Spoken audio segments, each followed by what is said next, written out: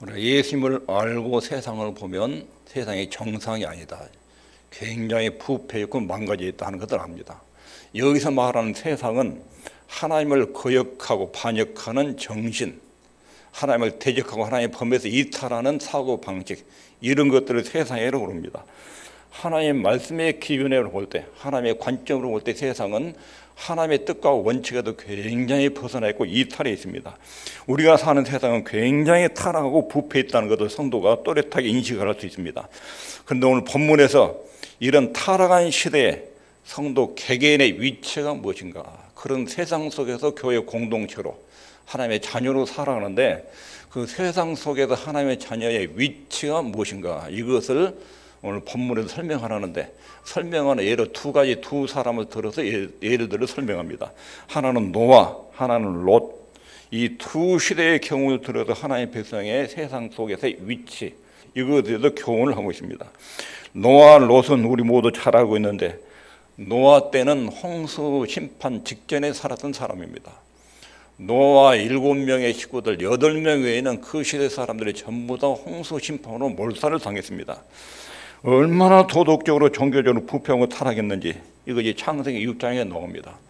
세상이 멸망하기 직전에 노아 8식구들이 살았으니까 그 시대가 얼마나 악했는지, 그 8명의 식구가 그 시대를 살면서 얼마나 세상으로부터 조롱을 받고 살았는지, 그것이 얼마나 어렵고 힘든 생활했는지를 알 수 있습니다.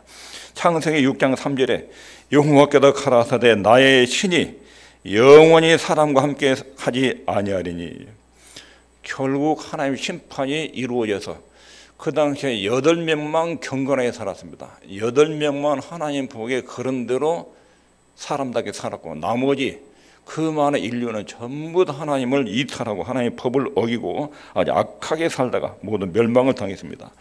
롯이 살던 때도 마찬가지입니다.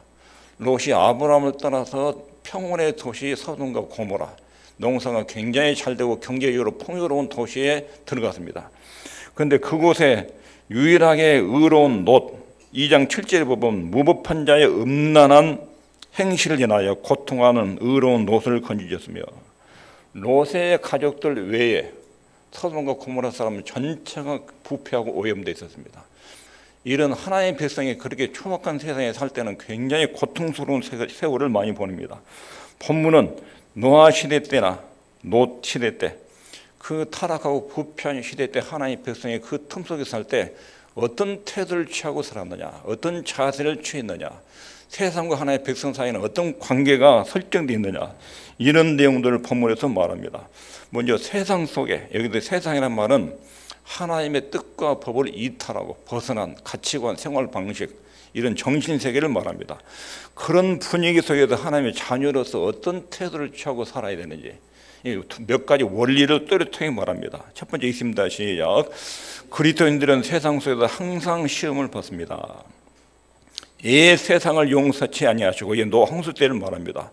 오직 의를 전파하는 노아 그 7 식구를, 여기서 중요한 것은 그 시에 노아를 포함해서 7 식구니까 8명, 그 많은 사람들 중에서 경건한 사람은 8명 뿐이었다.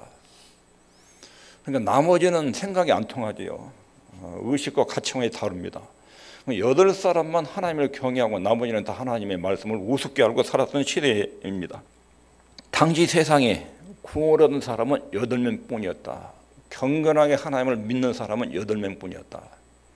근데 사람이 살 때 나하고 생각이 같은 사람이 많을수록 편하게 삽니다. 어울리고 왕따 당하지 않고. 근데 8명은 그 시대의 그 많은 사람들로부터 완전히 다른 종자로 왕따를 당하는 삶을 살았습니다. 5절에 뭐라고 그러냐면 경건치 아니한 들, 다 경건을 안 하는데 다 하나님을 외면하고 하나님 뜻을 무시하고 사는데 8명만 하나님 말씀을 믿고 하나님 섬기고 살았다. 희귀한 종자들이죠. 8명만 독특하게 산 것입니다. 8명 외에는 경건한 사람이 없었다는 것입니다. 그 다음에 소돔과 고모라도 마찬가지입니다. 하나님이 소돔과 고모라 멸망을 위해서 아브라함과 대화하는 내용이 나옵니다. 아브라함아, 내가 저 성에 가도 저 성을 모두 불러 태워서 멸망할 것이다. 아브라함이 이 일을 제기합니다. 하나님이 사람을 심판할 때 악인만 죽여야지, 의인하고 악인하고 같이 죽으면 하나님의 공의에 부합되지 않습니다. 이런 의견을 아브라함이 하나님께 제시한 것은 얼마 전까지 아브라함과 같이 생활하다가 소돔 땅으로 건너간 사람들이 있습니다. 롯과 그 목동들이 수십 명, 거의 수백 명의 사람들이 소돔 성으로 들어갔습니다. 아브라함의 생각에는 자기와 같이 생활했던 롯과 그 목동들이 최소한의 소돔성에 가서 하나님을 경외하고 살았을 것 아니냐.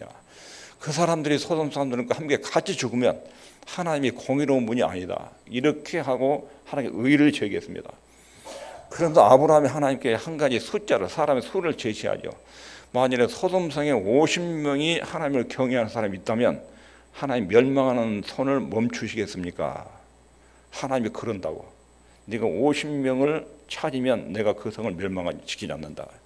아브라함의 수를 세다가 점점 줄여가지고 10명까지 줄어듭니다. 10명만 있어도 멸망시키지 않겠습니까? 그렇다. 10명만 네가 찾아도 내가 죽이지 않겠다. 10명도 안 된 거예요. 그러니까 아브라함과 같이 있었던 롯과 그 목동들이 소돔에 가가지고 완전히 세속화 되어버린 거예요. 롯하고 몇 명의 가족들을 왜 전부 다 세상 사람들처럼 변질되어 버린 것입니다. 경건하고 의롭게 살려고 노력했던 사람은 롯과 그 가족들, 로마 시대에 있던 8명, 극소수의 사람이었습니다. 많은 사람들이 같은 생각을 가지고 살면 편합니다. 그런데 많은 사람들 중에 특별한 생각을 가지고 사는 사람은 굉장히 힘들고 어렵습니다. 대다수 사람들이 하나님을 대적하는 분위기에서 하나님을 믿고 사는 것은 힘듭니다. 직장에서도 병원에서도 공공기관에서도 제대로 믿는 사람을 만나기가 어렵습니다. 어정쩡하게 믿는 사람은 그 세상 분위기에 따라서 다 절도 하고 술도 먹고 우상도 숭배하고 그러면서 세상 사람 비유 맞추며 살아갑니다. 그러나 소수 가운데, 적은 무리 가운데 소속한다는 것은 그런 면에서 쉬운 일이 아닙니다. 노아의 8 식구들이 그 시대에 당했던 소모와 조롱과 멸시, 천대, 손가락질을 예상할 수 있습니다. 소돔에 살던 롯의 가족들도 그렇습니다. 진실한 그리스도인이 적을수록 참된 신앙을 가진 사람은 세상으로부터 시험을 당하고 조롱을 받습니다.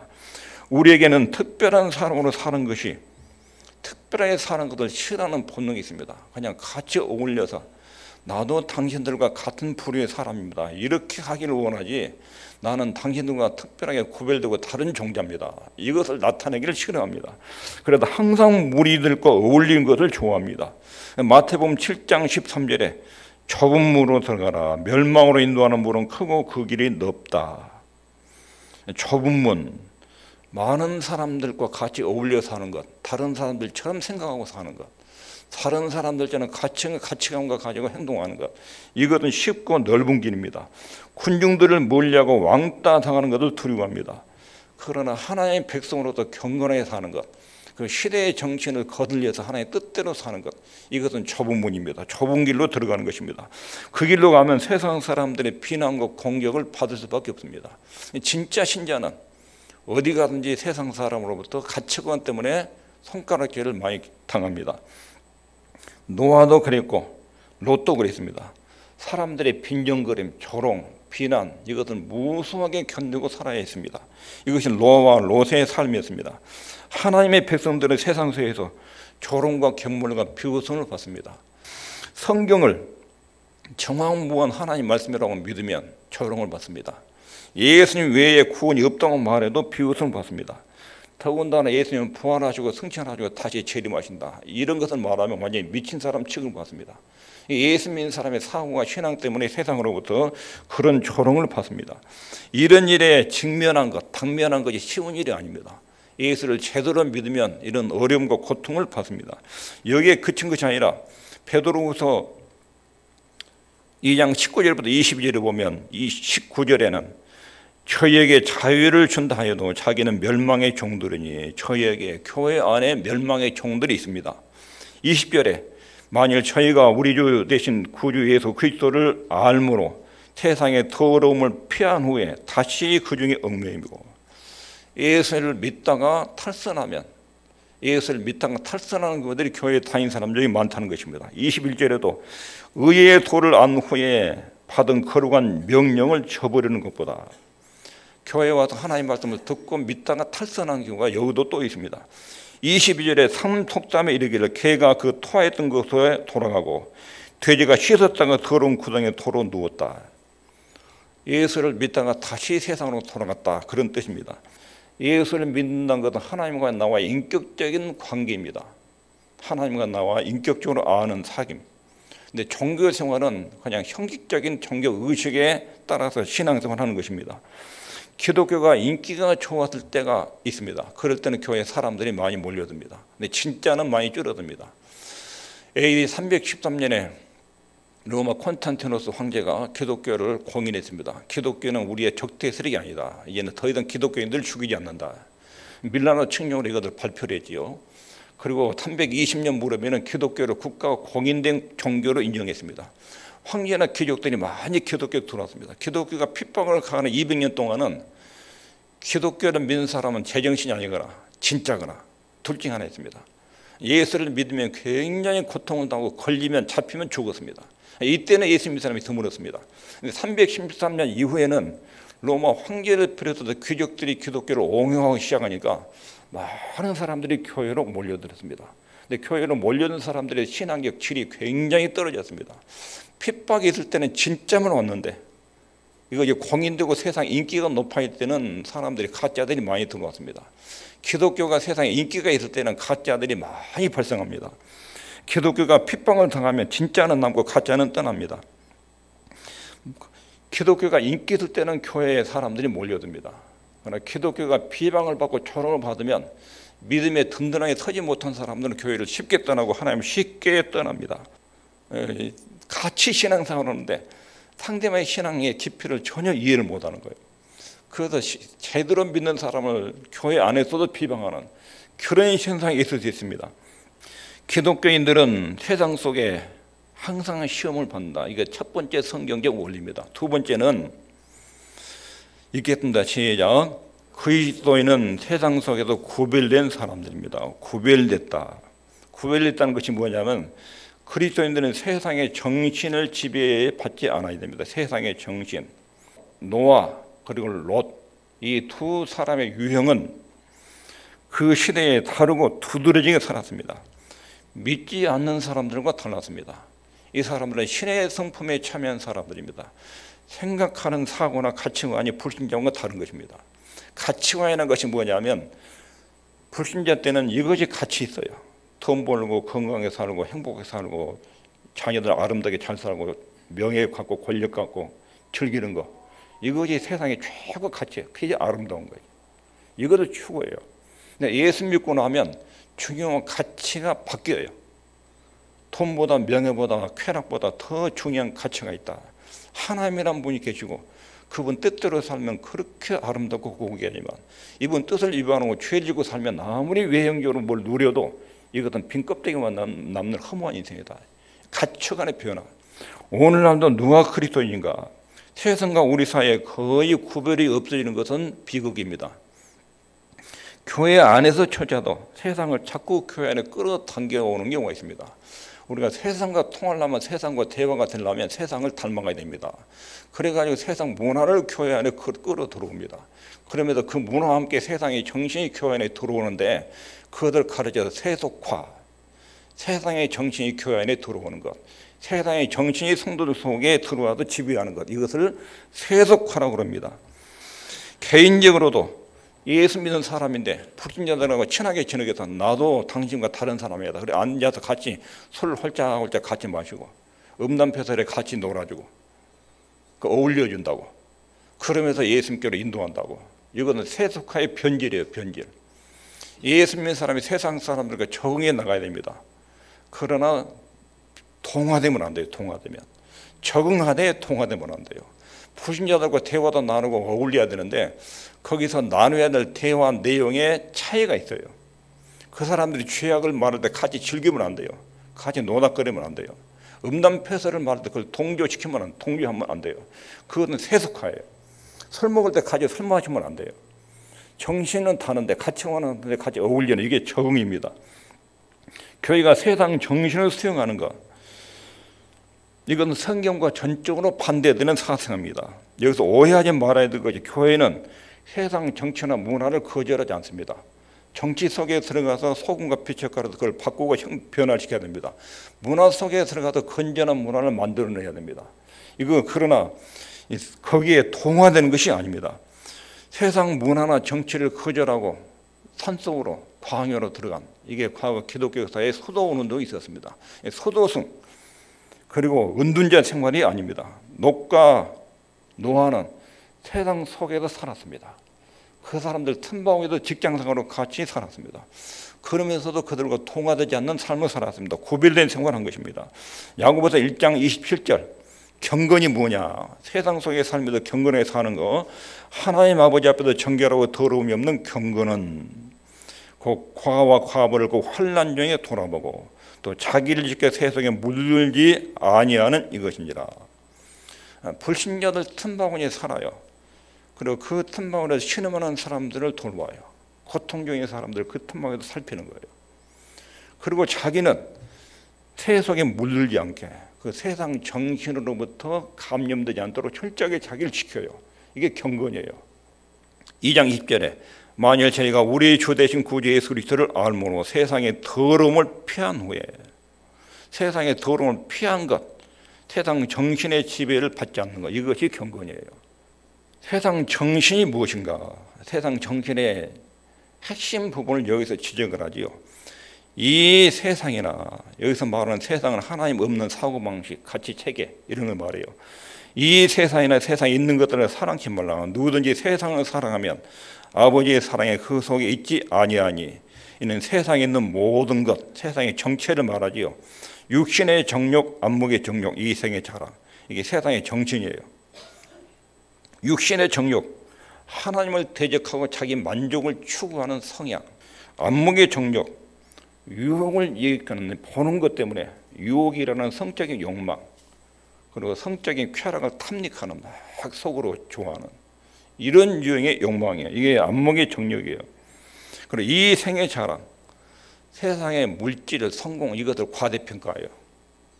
돈을 갖고 높은 자를 얻으면 이것이 최고로 행복을 주는 것처럼 과대평가해요. 그래가지고 허세를 부리는 거. 세상의 물질과 명성을 최고 가치로 이것을 과대평가하고 허세를 부리는 거. 육신의 정욕, 안목의 정욕, 이생의 자랑, 이것이 세상 정신인데 이것을 최고 가치로 여기는 거예요. 육신적 쾌락, 명예, 권력, 돈, 이것도 가장 중요한 가치로 여기고 이것이 있으면 자랑하고 이것이 없으면 기가 팍 죽고, 이게 세상 정신에 오염된 사람들의 모습이에요. 우리는 이런 정신으로부터 오염되지 않도록 자기 정신을 지켜야 한다는 거예요. 이것을 전염병처럼 생각하고 피해야 된다는 것입니다. 세상적 사고방식이 우리 마음과 심리를 지배하지 않도록 피하는 것입니다. 우리는 하나님에 대한 사랑, 그 나라에 대한 관심, 예수님과의 관계에 의해서 지배를 받는 사람, 이런 세상적 정신의 지배를 받지 않고 하나님의 말씀과 그분의 은혜와 사랑과 하나님 나라의 영광의 정신의 지배를 받는 사람, 이 사람들이 구별된 사람입니다. 구별된 사람 두 번째는 세상의 상태 때문에 고통을 받습니다. 예수를 제대로 믿는 사람은 세상 속에서 하여튼 고통을 받습니다. 그 사람들과 같이 갈 수 없는 영역이 있습니다. 하나님 믿는 것 때문에 그건 죄의 길이기 때문에 피하고 갈 수 없는 영역이 있습니다. 그것 때문에 세상에 지탄을 받습니다. 이런 압력과 고통을 받지요. 동시에 그런 세상 상태에 대해서는 늘 염려합니다. 세상에 이렇게 가면 안 되는데 하나님께 기도하고 탄식을 합니다. 이게 하나님 백성의 모습입니다. 우리는 세상 상태에 대해서 슬퍼해야 됩니다. 한탄해야 됩니다. 세상의 부패에 대해서 그런 태도를 갖습니다. 세상의 정신에 대해서 반감을 품어야 됩니다. 예를 들면 하나님 믿는 사람이 신의 성품에 찬미한 사람이 술 취하고 포도독하고 추하고 더러운 말을 하는데 그걸 즐긴다. 악한 음담패들 즐기고 있고 누군가는 욕하는 것을 즐기고 있고 막 비판하는 걸 즐기고 있고, 이런 유형의 정신을 즐기는 것은 하나님의 백성의 모습이 아니에요. 세상 상태에서 염려하는 모습이 아니에요. 롯의 경우 무법한 자의 음란한 행실을 인하여, 소돔과 고모라에 사는 롯이 그 사람들의 음란한 모습, 남녀 이성 문제는 물론이거든요, 동성연애까지 즐기는 이런 음란한 모습을 보고 굉장히 고통스러워 있어요. 사람들이 이렇게 살면 안 되는데, 이렇게 처신하면 하나님께 벌 받는데 끝나는데, 롯이 이것 때문에 큰 고통을 겪었습니다. 이 의인이 저희 중에 거하여 날마다 저 불법의 행실을 보고 들음으로 그 의로운 심령이 상하니라. 이 문제 때문에 고통 중에 기도를 하는 사람들, 이 사람들이 하나님의 백성들, 구별된 사람들입니다. 하나님이 이런 세상을 하나님이 고쳐 주십시오. 학생들이, 아이들이, 자라는 아이들이 저런 정신 속에서 자라면 안 되는데, 학부모들이 저렇게 치맛바람을 일으키면 안 되는데, 교육의 미래가 이렇게 하면 안 되는데, 이런 것 때문에 굉장히 고통을 느끼는, 뉴스를 보면 화가 나는 것뿐 아니라 고통을 느끼면서 하나님 앞에 엎드려서 이 나라와 민족을, 교육계를, 가정들을 지켜주십시오. 탄식이 나오는, 이게 노아와 롯의 상태에 있습니다. 이것이 세상 속에서 구별된 하나님의 백성들의 위치들입니다. 그리고 세 번째는 세상의 의를 전파한 노아, 롯. 이 세상을 용서치 아니하시고 오직 의를 전파하는 노아 그 일곱 식구. 의를 전파한다는 말은 하나님의 백성이 세상에 경고를 하는 거죠. 경고를. 당신들이 이런 스타일로 인생을 살면 결국 망가집니다. 비극적으로 종말을 맞습니다. 예수 믿고 죄 용서받고 하나님께로 돌아와야 됩니다. 그 생활로 가면 끝이 아주 비참합니다. 경고. 이게 의를 전파한다는 거예요. 이 세상이 죄로 인해서 멸망할 심판에 대해서 말해줘야 됩니다. 그 위험을 깨닫고 하나님께로 돌아오도록 사람들에게 이 소식을 알려줘야 됩니다. 우리는 하나님의 백성으로서의 생활과 하나님의 성품과 하나님 진리에 따른 모범적 삶이 우리에게 필요합니다. 이것이 세상 사람들에게 경고를 주는 것입니다. 오늘 말씀을 정리하면 타락한 시대의 성도의 위치, 우리는 노아, 롯과 같은 하나님 백성입니다. 그 시대의 노아의 8식구, 롯, 이 사람들이 하나님 백성이었죠. 우리 역시 이 시대의 하나님의 백성들입니다. 동시에 오늘날 세상은 그 당시 세상과 똑같습니다. 노아 시대 때 사람들하고 소돔과 고모라 시대 사람들하고 오늘날 시대의 사람들하고 차이가 없습니다. 인간의 부패된 성향이 똑같습니다.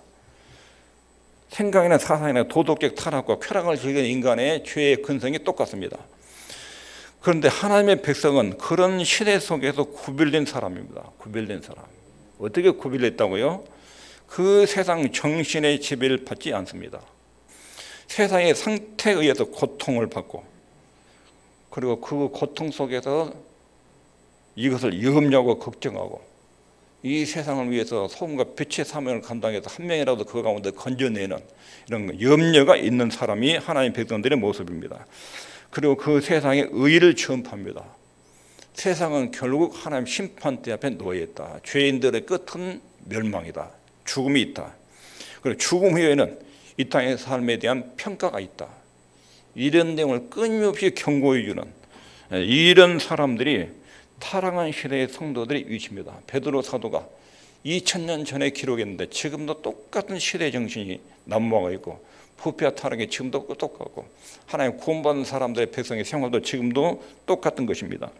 노아와 롯이 현대 교회에 던지는 메시지입니다. 우리 시대에도 그렇게 악랄한 사람들이 많았습니다. 극히 소수만 하나님을 경외했습니다. 우리 다음 세대에 이 말씀 읽는 여러분들, 우리 시대도 이런 일이 있었으니까 여러분 시대도 그런 일이 있는데 정신을 바르게 차리고 하나님을 제대로 섬기는 길에 서십시오. 이것이 오늘 본문을 통해서 노아와 롯을 통해서 우리에게 교훈한 내용입니다. 기도하겠습니다.